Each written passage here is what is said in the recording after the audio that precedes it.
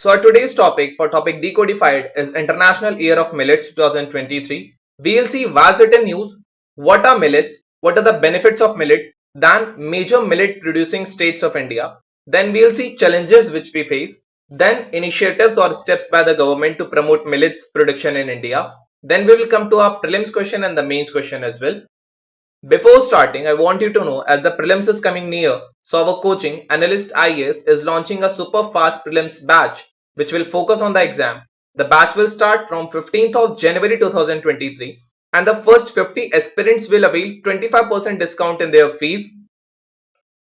This test, there will be tests at regular intervals to monitor your progress, and if you have any query in your mind, you can contact at our given number or you can come directly at our office which is at Old Rajinder Nagar, New Delhi. So we will see what's at the news. So the United Nations General Assembly has declared the year 2023 as the International Millet Year. What are millets? Millet is a collective term referring to a number of small seeded annual grasses that are cultivated as grain crops primarily on marginal lands in dry areas in temperate, subtropical and tropical regions. Some of the common millets available in India are ragi, jowar, sama, bajra, etc. It is grown in about 131 countries and is the traditional food for around 60 crore of people in Asia and Africa as well. And India is the largest producer of millets in the world. It accounts for 20% of global production and 80% of Asia's production. So what are the benefits of millets? So there is nutritional security as they are cheap and more nutritious. Example, ragi has the highest calcium content and high iron content which can fight high prevalence of anemia. Then it is climate resilient. They are known to be adaptive and they are also drought resistant crops.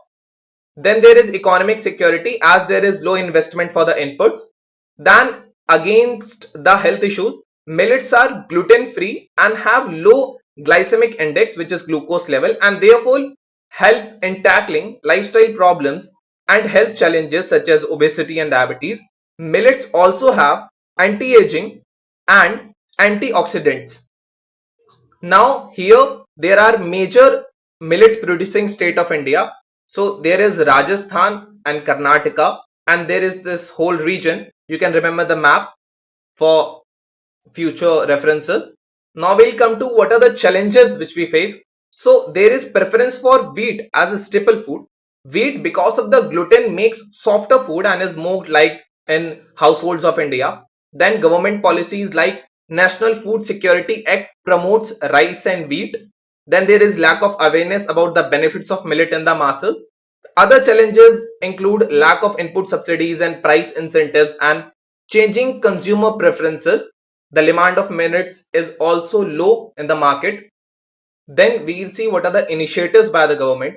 So government declared in 2018 millets as nutri cereals considering their high nutritive value and also anti-diabetic properties. Government has included millets in the public distribution system and Poshan Abhiyan as well. Increase in minimum support price. Then the Department of Food and Public Distribution has ordered all its offices to introduce and promote millets in their canteens and in meetings. Here are name of some millets in India in the Hindi and English as well. You can take the screenshot of the slide for future references. Now we will come to our prelims question. With reference to initiative for nutritional security through intensive millets promotion, which of the following statements are correct? This initiative aims to demonstrate the improved production and post-harvest technologies and to demonstrate value addition techniques in an integrated manner with a cluster approach.